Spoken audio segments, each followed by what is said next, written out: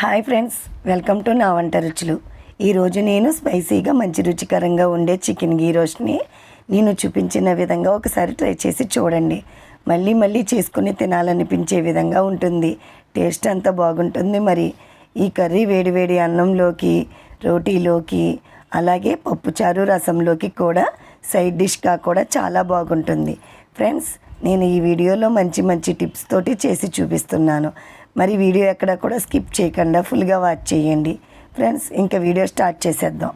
ముందుగా 1 KG boneless లేదా బోన్తో ఉన్న చికెన్ ముక్కల్ని నీట్గా క్లీన్ చేసుకుని శుభ్రంగా వాష్ చేసుకున్న తర్వాత ఒక బౌల్లోకి తీసుకోవాలి. తరువాత వాటర్లో కొద్దిగా సాల్ట్ వేసుకుని ఇలానే ఓవర్ నైట్ ఫ్రిడ్జ్లో ఉంచుకోవాలి. అదే బయట పెట్టుకుంటే ఒక 6 అవర్స్ పాటు ఉంచుకుంటే సరిపోతుంది. ఇలా చేయటం వలన ముక్క లోపల జ్యూసీగా ఉండి మనం వేసుకున్న ఫ్లేవర్స్ అన్నీ కూడా ఈ చికెన్ ముక్కలకు బాగా పడతాయి. ఇప్పుడు ఈ చికెన్ ముక్కల్ని ఒక మిక్సింగ్ బౌల్లోకి తీసుకోవాలి. తరువాత ఒక చిన్న టీ స్పూన్తో 2 టీ స్పూన్ల పసుపు, 1 టేబుల్ స్పూన్ కారం, 1 టేబుల్ స్పూన్ సాల్ట్, అలాగే 1/2 టేబుల్ స్పూన్ ధనియాల పొడి మరియు 1 కప్పు పెరుగును కూడా వేసుకుని మీకు వీడియో క్లిప్లో చూపిస్తున్న విధంగా మొత్తం అంతా కలిసే విధంగా బాగా కలుపుకొని మూత పెట్టుకుని 1 అవర్ పాటు మ్యారినేట్ చేసుకుని ఫ్రిడ్జ్లో ఉంచుకోవాలి.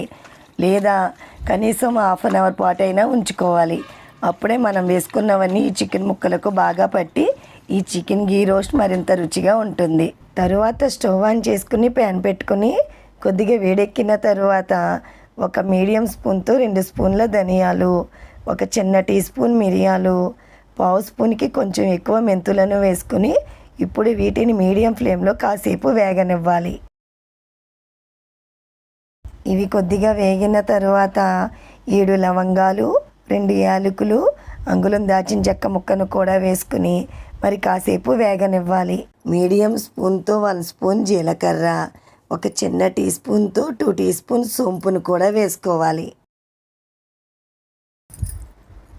అలాగే 17 జీడిపప్పు బద్దలు మరియు 2 టేబుల్ స్పూన్స్ ఎండు కొబ్బరి ముక్కలను కూడా వేసుకుని వేగనివ్వాలి.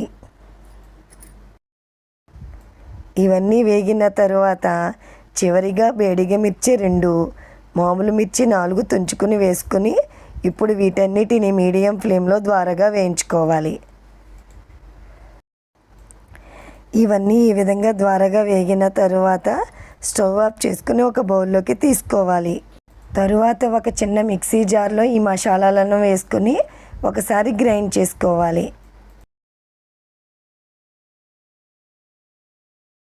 తరువాత 130 గ్రాములు చిన్న ఉల్లిపాయలను వేసుకోవాలి. 2 టేబుల్ స్పూన్స్ అల్లం వెల్లుల్లి పేస్ట్ని కూడా వేసుకోవాలి. అలాగే కొద్దిగా కొత్తిమీర మరియు కొద్దిగా అంటే 1 నిమ్మకాయలో సగం సైజు చింతపండు లైట్గా వాటర్ కూడా వేసుకుని మెత్తని పేస్ట్ లాగా చేసుకోవాలి. మరొకసారి స్టవ్ మీద ప్యాన్ పెట్టుకుని ప్యాన్లో 6 టేబుల్ స్పూన్స్ నెయ్యిని వేసుకోవాలి. ఫ్రెండ్స్, ఈ చికెన్ గీ రోస్ట్కి ఆయిల్ కన్నా నెయ్యి ఎక్కువ పడుతుంది. అలాగే 3 టేబుల్ స్పూన్స్ నూనెను కూడా వేసుకోవాలి. నెయ్యి మరియు నూనె కొద్దిగా వేడెక్కిన తరువాత పొట్టు వలిచిన 17 వెల్లుల్లి రెబ్బలను వేసుకుని ఇప్పుడు వీటిని మీడియం ఫ్లేమ్లో వేగనివ్వాలి. ప్లీజ్ ఫ్రెండ్స్, ఈ వీడియోని చూస్తున్న వాళ్ళు ముందుగా ఈ వీడియోని లైక్ చేయండి.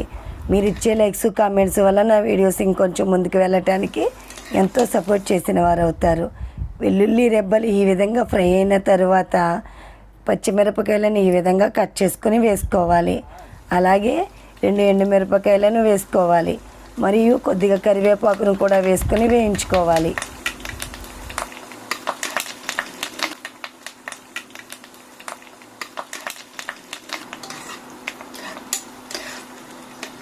తాలింపు ఈ విధంగా వేగిన తరువాత మనం ముందుగా మ్యారినేట్ చేసి ఉంచుకున్న చికెన్ని వేసుకుని ఒకసారి మొత్తం అంతా బాగా కలుపుకోవాలి. ఈ సీజన్లో గోదావరి జిల్లాలలో ఎక్కువగా దొరికే తాటికాయలతోటి తాటిగారెలు మరియు తాటి రొట్టె పర్ఫెక్ట్గా ఎలా చేసుకోవాలో నా వీడియోస్లో చేసి చూపించాను. వాటికి సంబంధించిన లింక్స్ డిస్క్రిప్షన్లో పెడతాను, తప్పకుండా వాచ్ చేయండి. ఈ విధంగా కలుపుకున్న తరువాత మూత పెట్టుకుని మీడియం ఫ్లేమ్లో కాసేపు మగ్గించుకోవాలి. చికెన్ ఇలా కాసేపు మగ్గిన తర్వాత మూత తీసుకుని మనం గ్రైండ్ చేసుకున్న మసాలా పేస్ట్లో టేస్ట్కి సరిపడా సాల్ట్ని వేసుకుని కలుపుకోవాలి. ఇదే సాల్ట్ని మనం మసాలా పేస్ట్ని గ్రైండ్ చేసుకున్న చోట కూడా వేసుకోవచ్చు. తరువాత ఈ చికెన్లో వేసుకుని మొత్తం అంతా బాగా కలుపుకోవాలి. ఇలా కలుపుకున్న తరువాత మూత పెట్టుకుని మీడియం ఫ్లేమ్లో ఈ చికెన్ గీ రోస్ట్ దగ్గర పడే వరకు ఫ్రై చేసుకోవాలి. మధ్య మధ్యలో మూత తీసుకుని అడుగు పట్టకుండా ఈ విధంగా బాగా కలుపుకుంటూ ఉండాలి. ఈ స్టేజ్లోనే మనం వేసుకున్న ఉప్పు కారం సరిపోయిందో లేదో చూసుకోవాలి. ఫ్రెండ్స్, ఇక్కడ లైట్గా సాల్ట్ తగ్గింది కాబట్టి ఇంకొంచెం సాల్ట్ వేసుకొని కలుపుకోవాలి. ఈ చికెన్ గీ రోస్ట్ ఇలా కాసేపు ఫ్రై అయిన తరువాత కొద్దిగా కొత్తిమీరను వేసుకొని కలుపుకోవాలి. ఫ్రెండ్స్, దీనికన్నా ముందు నాకు వేరొక ఛానల్ కూడా ఉంది. ఆ ఛానల్కి సంబంధించిన లింక్ డిస్క్రిప్షన్లో పెడతాను.